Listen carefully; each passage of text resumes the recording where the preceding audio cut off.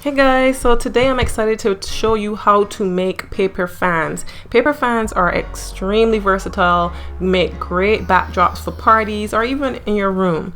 I highly recommend using that for your next project, and it's a very cheap and easy way to add that decor.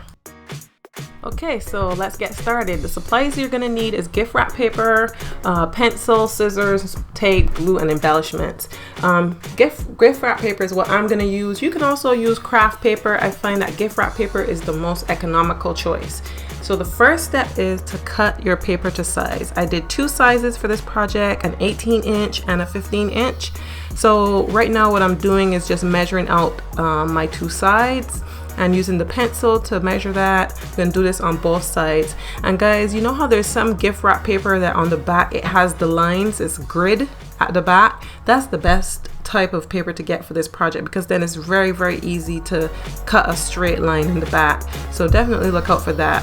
But why I love gift wrap paper versus just regular craft paper, or you can use brown bag, you can do so much with this different projects. But gift wrap paper just comes in so many different colors, so many different designs, and they're very cheap. So you can get a whole, I got this whole roll for $2 or something, and you can definitely match back a lot of different themes in terms of party planning or even room decor. So that's why I love gift wrap paper for this. So now I've cut my first one, and now I'm gonna use that as the template to cut my second one. I'm gonna show you actually two different ways to cut. So this is the first way you can do it, to just use the first cut as the template for the second cut.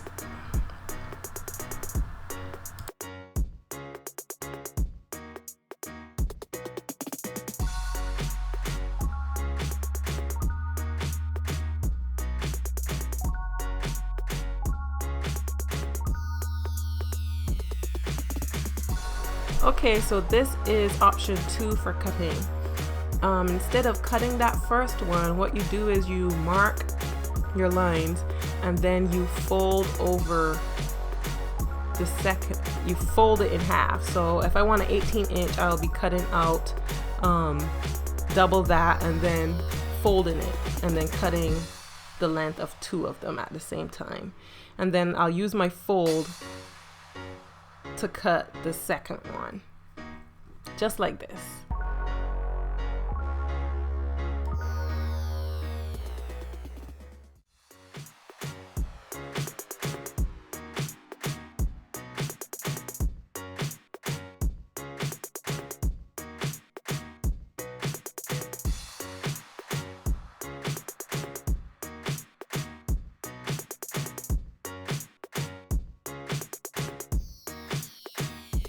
So just choose whichever method that you like.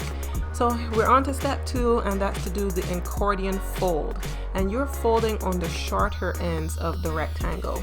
And another thing you want to do is make sure you put both of your sheets on top of each other and do your folds together. That way they will be the exact dimensions, they'll be the exact same width, and they will look more uniform if you do both of them at the same time. Here I'm actually measuring my first one to an inch, so I'm folding an inch. Each fold will be about an inch. I just wanted it to be a little bit accurate so I don't have different size folds when I go to do my bigger ones or my larger paper fans.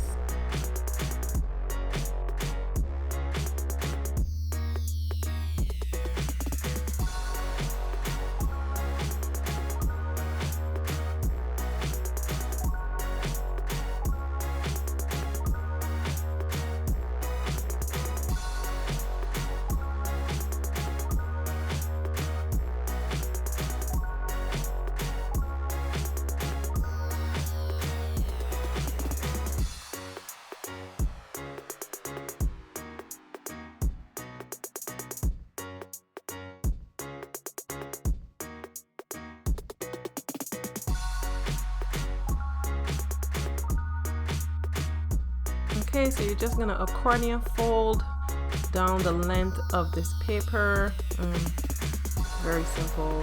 You probably did this back in primary school. What do y'all call that? Middle school, I guess. Anyway, you guys know how to accordion fold, so just go ahead and do that. So then once you're done with that, you're on to step 3, and that is to cut the ends and the middle. So I fold it over, and then I will just get my scissors, make sure it's in half, and then you can do so many different designs with this. You can cut them into petals, round it, which is what I like to do. You can cut them in triangles so it looks more starish. You can just use your imagination and do however you want to do it. So I'm gonna kind of go for a rounded look. It looks like a triangle at first, but then I round it off because the paper is kind of thick when you do this, so you're gonna have to kind of play with it a little bit to get it to the desired roundness or shape that you want. So when I was saying cut the middle, what you do is you would cut a triangle right here or a square or whatever, and then you will have your little design on the middle of it. I'm not gonna do that with this one, but I just wanted to show you that that's something that you can do, and in my finished product you'll be able to see that that was something that I did. And don't forget, we still have these folded, you know, so we still have 2 of these, and it's best to do all that cutting, etc. with both of them, so that it's very uniform at the end of your project.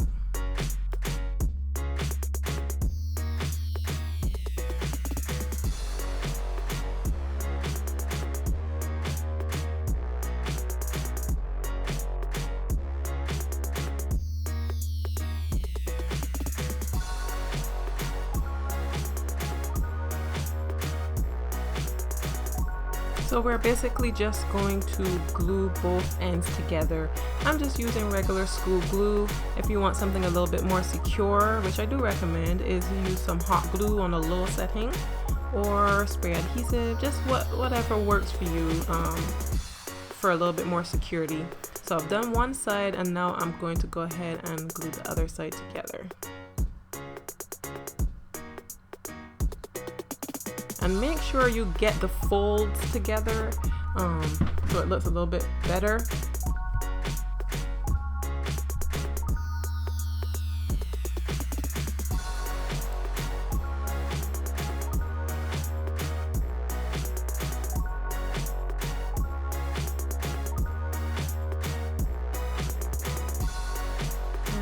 I was showing you there that you can, for added fluffiness, I could put both of these together and it would just be a much more fuller fan, but that's not really necessary, I don't think. But if you want to look at the look, that's always something you can try. You can also add a different type of color fan or theme fan in that second part, so give it a little bit more dimension.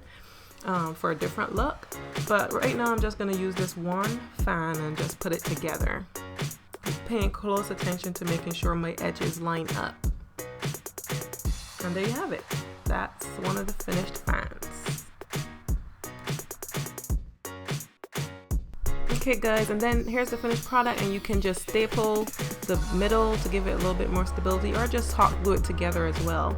And now you're on to the last step, which is optional, but I like to add embellishments to my fans. And because it's a frozen party, I'm adding these cute little snowflakes that I got at Hobby Lobby. And of course, you don't have to use snowflakes, you can use anything, so get creative with this. You can also make miniature fans and use those as the embellishments on to kind of layer the fans. So what I'm doing here is I'm gonna do a backdrop, and I'm setting my fans up exactly how I want to place them when I put them up on the wall.